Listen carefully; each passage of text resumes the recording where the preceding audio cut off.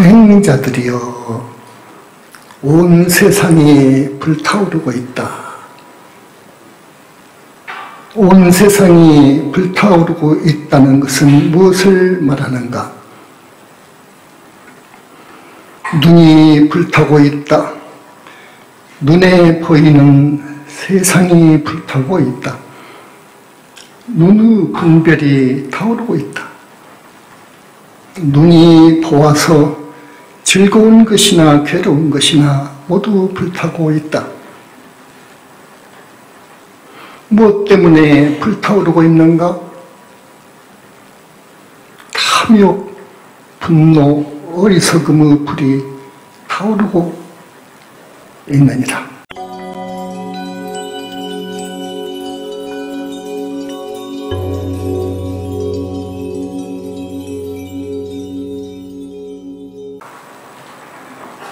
오늘은 부처님께서 상두산이라고 하는 형상이 코끼리 머리 형상을 닮은 영상입니다. 그 산정에 1000명의 제자들을 향해서 설법하신 산상설법을 중심으로 해서 말씀을 드리겠습니다. 마침 해질 무렵이어서 온 천지가 저녁 노을로 불타는 듯했습니다. 이 제목은 세상이 불타고 있다는 제목입니다. 그 내용으로 말씀하신 건데 그 의미가 아주 깊습니다. 집에 가셔서 깊이 사유를 해주시기 바랍니다. 수행자들이여, 온 세상이 불타오르고 있다. 온 세상이 불타오르고 있다는 것은 무엇을 말하는가? 눈이 불타고 있다. 눈에 보이는 세상이 불타고 있다. 눈의 분별이 타오르고 있다. 눈이 보아서 즐거운 것이나 괴로운 것이나 모두 불타고 있다. 무엇 때문에 불타오르고 있는가? 탐욕, 분노, 어리석음의 불이 타오르고 있느니라. 또한 생로병사의 근심 걱정과 고통의 불길이 타오르고 있다. 이처럼 귀에서도 코에서도 혀에서도 몸뚱이에서도 불이 타오르고 있다. 그뿐만 아니라 마음에서도 불길이 훨훨 타오르고 있느니라. 이 부처님의 산상의 설법은 대단히 유명합니다. 부처님께서 불과를 이루시고 얼마 되지 않아서 가사파 삼형제, 불을 섬기던 가사파 삼형제, 가사파는 가섭 존재가 아닙니다. 다른 인물이었다. 가사파 삼형제와 그 추종자 1000명을 상대로 해서 법을 설하신 일성입니다. 그 뒤에 사리불과 몽령에 이끄는 수행자 250명도 집단 개종을 해서 부처님께 귀했습니다. 그래서 그 후로 모든 경전에 부처님이 어느 때 어느 곳에서 1250명의 제자와 같이 있었다로 경전은 그렇게 시작이 됩니다. 이날 부처님의 설법은 바로 듣는 제자들이 그동안에 불을 섬기던 외도였습니다. 사화외도였습니다. 그런데 저녁놀이 붓게 물든 황혼을 바라보며 불꽃의 비유로 설법을 하신 겁니다. 우리의 감각기관인 눈, 귀, 코, 혀, 입, 의식의 6가지 감각기관이 색깔과 소리와 향기와 맛과 느낌, 생각의 6가지 인식 대상을 만나게 되면 왕성한 탐진치의 불꽃을 불러일으키게 됩니다. 예를 들면 여러분들 쉽게 이해하도록 예를 들어서 말하자면 눈으로 아름다운 미인을 보았다면 소유하고 싶은 욕심의 불꽃을 일으키고, 욕심이 채워지지 않으면 분노의 불꽃이 일어나고, 탐욕과 분노에 의해 어리석은 일도 마다하지 않는 어리석음의 불꽃을 불러일으킨답니다. 이 불꽃의 비유는 대단히 유명하고, 내종의 대승불교의 법화경에 가서는 세상은 온통 불타는 집 3개 화택으로 표현이 됩니다. 불교는 이 불난 집에서 사는 중생을 건져내기 위한 가르침이었다. 이제 더 여러분들이 이 어려운 설법의 내용을 이해하기 쉽도록 하나의 이야기를 해드리겠습니다. 숲속에 사는 제칼이, 호랑이과에 속한 아주 맹수입니다. 표범, 제칼이 먹이를 찾아다니다가 늙은 코끼리 한 마리가 강가에 쓰러진 것을 발견했습니다.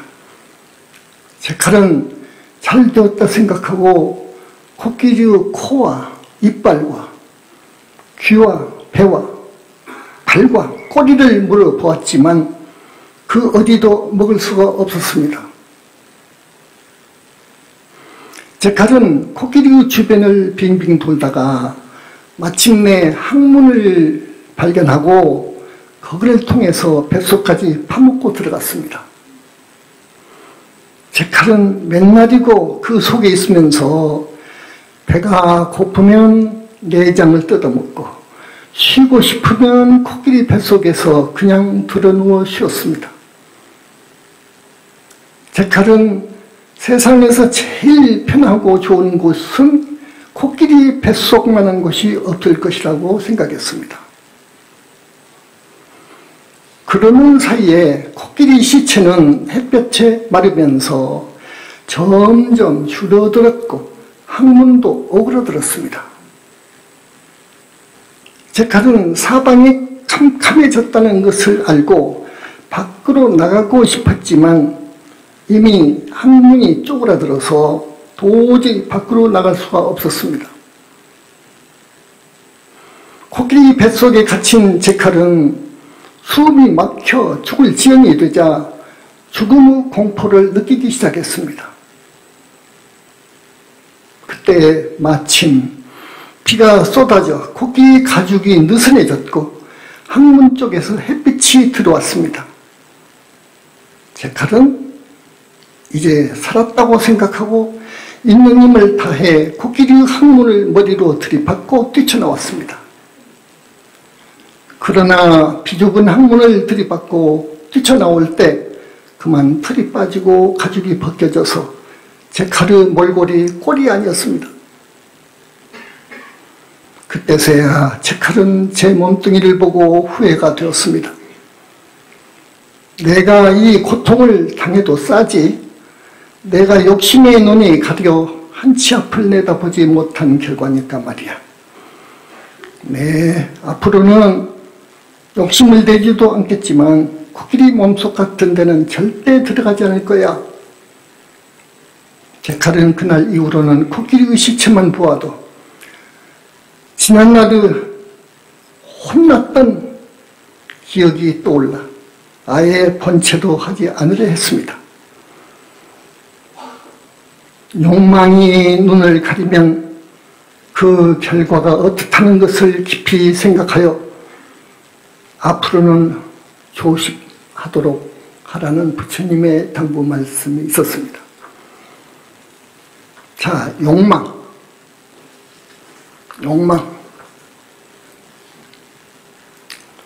비구들아, 비구는 여자들에 대한 욕망에서 벗어나야 한다. 누구를 미워하고 원망하는 생각을 품고 있어서는 안 된다. 누구인가를 해치고 싶다는 잔인한 생각을 마음속에 품고 있어서도 안 된다. 욕망은 아무리 작은 것이라도 별것 아니라고 생각해서는 안 될 것이다. 욕망이란 적과 같은 것이기 때문이다. 적에게 잠시라도 기회를 주면 결국에는 파멸을 불러오듯 이 마음속에 일어나는 욕망도 처음에는 보잘것없어도 그 욕망을 억제하지 않고 그대로 내버려 두게 되면 결국은 큰 파멸을 불러오고야 마는 것이다. 욕망은 음식 속 독과 같은 것이요, 피부에 생긴 옴과 같은 것이며 독사와 같고 날벼락과 같은 것이라서 멀리해야만 할 것이요 두려워해야만 할 것이다. 연잎에 물방울이 떨어지면 즉시 굴러 떨어뜨리듯이 욕망이 일어나면 잠시라도 마음의 자리를 잡지 못하도록 쫓아버려야 한다 하는 부처님의 말씀. 욕망에는 이성에 대한 욕심도 있고요, 돈과 재물을 좋아하는 욕심도 있고요, 명예와 명성과 출세와 권력에 대한 욕망이 있습니다.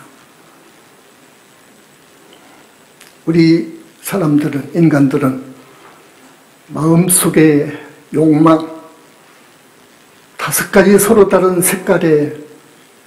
색깔로 물든 마음, 욕망이라는 것이 자기하고 있습니다. 이 욕심을 우리 수행자들은, 우리 신도분들은 이것을 모조리 놓아버려야 됩니다. 욕망, 이것이 문제입니다. 제 뜻대로 안 되면 화가 나죠. 진심이 일어나요. 채워지지 않으면 화가 나요. 진심, 남을 미워하고 원망하고 질투하고 시기하고 시샘하고 진심, 그게 진심입니다. 이게 쌓이다 보면 탐욕과 진심이 합해져가지고 이제 사람이 어리석어집니다. 어리석어져요. 그래서 못된 업을 지어요. 못된 업을 지어요. 이게 우리 중생이에요. 못된 업은 시박입니다. 시박이라고 하는 지옥에 갈 업을 지어요. 지옥에 갈 업을 지어요. 심하면 무간지옥에 갈 업을 지어요. 더욱 어리석으면 극무간지옥에 갈 업을 지어요. 이 탐심과 진심과 어리석은 마음, 이것이 온갖 번뇌를 일으킵니다. 불꽃이라는 것은 번뇌를 말합니다. 그러면 우리는 이 탐심과 진심과 어리석은 마음, 치심을 어떻게 다스려야 되느냐, 이걸 다스리고 이걸 뿌리 뽑아야 됩니다. 그렇지 않으면 우리는 항상 영원히 사막도를 윤회하게 됩니다. 잘하면 육도를 윤회하게 되는 거예요. 윤회 생사는 영원히 벗어날 수가 없어요. 끊을 수가 없어요. 그래서 부처님께서 1000명의 제자들 앞에서 마음속에 탐심과 진심과 치심으로 해서 번뇌 불꽃이 일어나니까 이 삼독심을 경계하고 뿌리 뽑으라는 법문입니다. 뿌리 뽑지 못하면 우리는 업을 지을 수밖에 없어요. 죄를 지을 수밖에 없어요.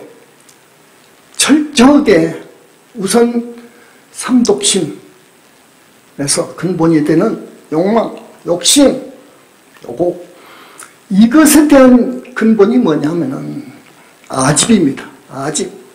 이 몸뚱이가 자기라고 생각하는 것, 이 생각, 정신이 자기라고 생각하는 것, 이 몸뚱이와 생각을 오온이라고 하지요, 불교에서는. 이 오온, 이것은 결코 진짜 나가 아닙니다. 가짜 나입니다. 가아라고 그래요. 그래서 가아. 가인데도 불구하고, 거짓 나인데도 불구하고, 속아서 살아요. 이 거짓 나가 진짜 나인 줄 알고, 아집, 여기서 벗어나지 못해요. 그 나를 죽여야 되는데, 그 아집에서 벗어나지를 못합니다. 정법은 이 마음속에 나, 거짓 나, 에고, 소화적인 것, 거짓 나, 요 놈을 죽이고 남을 살리는 것이 정법입니다. 남을 살려야 돼요. 죽일 수 없어요. 불교에서는 철저히 불살생입니다. 철저히 불살생입니다. 죽이면 과보가 옵니다. 내가 언젠가 그 사람에 의해서 죽습니다. 이게 원결인 거예요. 원결 관계가 맺어져 버리는 거예요. 그러면 윤회의 고리는 끊어질 수가 없습니다. 자, 어떻게 하면 삼독심에서 우리가 자유로울 수 있을까 하는 것을 생각해 주십시오. 모든 종교와 불교의 소대승 어떤 종단도 이 답을 내놓고 있습니다. 어떻게 하면 탐진치 삼독을 끊어버릴 수 있는 것인가 하는 수행법이 있습니다. 그러나 우리 신불교에서 볼 때는 정답이 아니었습니다. 정답은 염불입니다. 정답은 팔정도 칙명 염불이 옳시다. 이것은 미중요한 수행법입니다. 왜냐? 부처님이 실존하고 계시기 때문에 거룩하시고 희유하신 큰 능력을 지으신 진이신 만능자재하신 부처님은 계시기 때문에 염불이 필요합니다. 타력이 필요합니다. 우리 인간 자력으로는 절대로 탐진치에 뿌리 못 뽑습니다. 이것은 업을 짓는 동력입니다. 업을 짓는 원인이에요. 탐진치가. 온갖 번뇌 망상의 원인입니다. 탐진치가. 이 탐진치는요, 인간 자력으로는 끊을 수 없어요. 부처님의 크신 가피 아니고는 끊을 수 없습니다. 그리고 우리의 꿈은 윤회에서 벗어나는 거죠. 쉽게 말하면 다음 생도 잘 살고 금생도 잘 살고 절대 잘 살 수 있어요. 다음 생 잘 살고 악도에 떨어지지 않고 그 다음 생도 잘 살고 이러기 위해서는 팔정도 칙명염불이 답입니다.